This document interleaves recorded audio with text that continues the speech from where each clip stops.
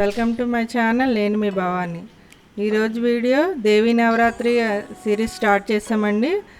మొదటి రోజు అమ్మవారి అవతారం శైలపుత్రి బాల త్రిపుర సుందరి దేవి అవతారం అన్నమాట. అమ్మ ఆశీస్సులు అందరికీ ఉండాలని మనస్ఫూర్తిగా కోరుకుంటూ నైవేద్యం అనేది నేను చూపించబోతున్నాను. ముందుగా ఏ పూజ స్టార్ట్ చేసినా మన విఘ్నేశ్వరుని ముందుగా కోరుకుంటాం. అదేవిధంగా ఇప్పుడు సలివిడి వడపప్పు అనేది నేను చూపించబోతున్నాను అన్నమాట. ఆ తండ్రి ఆశీస్సులు అందరికీ ఉండాలని మనస్ఫూర్తిగా కోరుకుంటూ నైవేద్యం అనేది నేను స్టార్ట్ చేస్తున్నానండి. ఇది అందరికీ తెలిసిందే, కాకపోతే నేను చేసే విధంగా నేను చేసి చూపిస్తానమాట. ఇప్పుడు లేట్ చేయకుండా వీడియో స్టార్ట్ చేద్దాం. ఒక బౌల్ తీసుకొని బియ్యపిండి వేసుకోవాలి. ఇది తడి బియ్యపిండి అండి. తడి బియ్యపిండి అయితేనే చలివిడి అనేది బాగా వస్తుందన్నమాట. ఇప్పుడు ఆవు నెయ్యితోనే చేసుకోవాలి. మన నైవేద్యం అంతా ఒక స్పూన్ ఆవు నెయ్యి వేసుకోవాలి.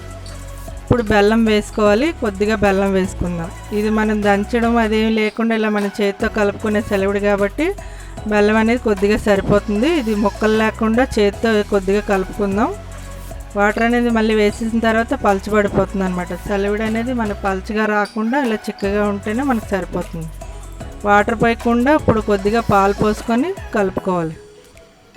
ముక్కలంతా కరిగే వరకు కలుపుకొని ఇప్పుడు అమ్మవారికి మనకు తొలి రోజు నైవేద్యం కాబట్టి సెలవిడి వడపప్పు చల్లదనం ఇది చేసి చూపిస్తున్నాను అనమాట.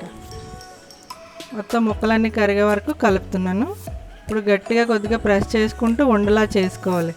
ఎక్కువగా పాలు పోసేస్తే మనకి జిగురుగా అయిపోతుంది, కరెక్ట్గా రాదనమాట. ఇప్పుడు ఇది గట్టిగా ప్రెస్ చేస్తూ ఉండలా చేసేసుకున్నాం. పెసరపప్పు అనేది కొద్దిగా నానబెట్టానండి. అది నానబెట్టిన పెసరపప్పు అనేది ఇప్పుడు ఇది ఉండలా చేసి కొద్దిగా పెసరపప్పు వేసి బెల్లం ముక్క అనేది పెట్టేసుకుంటే ఇది తొలి నైవేద్యం అనమాట.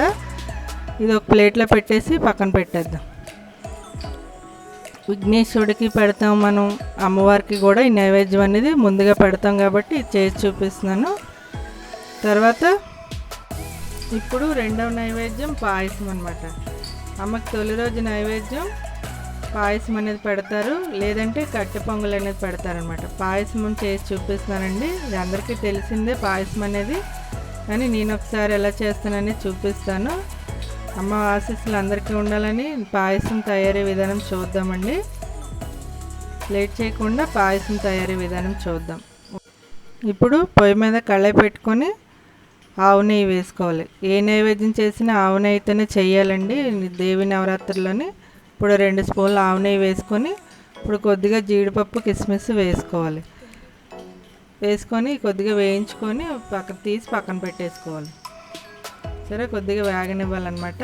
మనకు పాయసానికి మన ఇవే ఉండాలి కాబట్టి కొద్దిగా ఎక్కువ వేసుకుంటే బాగుంటుంది అమ్మవారికి నైవేద్యంగా పెట్టడానికి. ఇప్పుడు ఒక బౌల్లోకి తీసేసుకుందాం. ఇవి వేగిపోయండి. ఈ సింపుల్ రెసిపీసే నేను చూపిస్తానండి. అమ్మవారికి మన పూజకి టైం అయిపోతుంది, నైవేద్యం అనేది ఎక్కువ ప్రాసెస్లో చేయడం కుదరదు కాబట్టి ఇప్పుడు కొద్దిగా సేమియా మళ్ళీ అందులో వేసుకొని వేయించుకోవాలి. ఏ నైవేద్యానికైనా ఇదే గుర్తుపెట్టుకుండా ఆవు నెయ్యితోనే చేయాలన్నమాట. అమ్మకి అదే నచ్చుతుంది. ఇప్పుడు ఇది వేగిపోయింది, పక్కన పెట్టేసుకుందాం. పక్కన పెట్టేసి ఇప్పుడు పాలకి గిన్నె పెట్టుకొని పాలు గిన్నెలో వేసుకుందాం. ఇది పక్కన పెట్టేసి స్టీల్ గిన్నె పెట్టుకొని ఒక 1/2 లీటర్ పాలు అనేవి వేసుకోవాలి.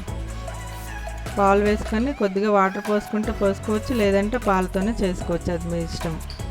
ఇప్పుడు పాలు మరిగిన తర్వాత సేమియా అనేది వేసేసుకోవాలి. ముందుగా నేతిలో వేయించి పెట్టుకున్నాం కాబట్టి ఎక్కువగా చిక్కబడకుండా సేమియా అనేది చాలా బాగా వస్తుందన్నమాట. ఇప్పుడు ఇది వేసుకున్న తర్వాత కలుపుకొని ఉడకనివ్వాలన్నమాట. ఒక పొంగు వచ్చిన తర్వాత ఉడికిపోయిన తర్వాత అప్పుడు పంచదార 1/2 కప్పు పంచదార వేసుకోవాలి.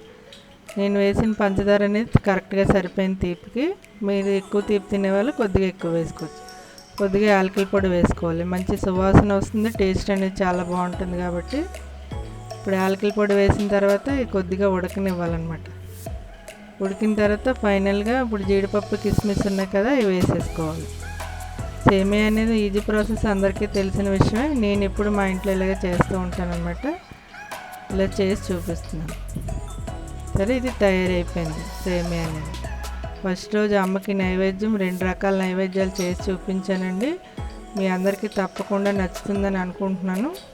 ఇప్పుడు పాయసం అనేది తయారైపోయింది, ఉడికిపోయింది అనమాట. ఒక బౌల్లో వేసేసుకోవాలి. ఇది నైవేద్యంగా పెట్టడానికి ఒక బౌల్లో వేసేసుకొని, వేడివేడిగా ఉందండి, పల్చగా కూడా చేశాను నేను. ఇప్పుడు కొద్దిగా దీని మీద ఆవు నెయ్యి కూడా వేసుకొని అమ్మవారికి నైవేద్యంగా సమర్పించుకోవడం. ఈ వీడియో మీకు నచ్చితే లైక్ చేయండి, మీ ఫ్రెండ్స్కి రిలేటివ్కి షేర్ చేయండి, మా ఛానల్కి సపోర్ట్ చేయండి.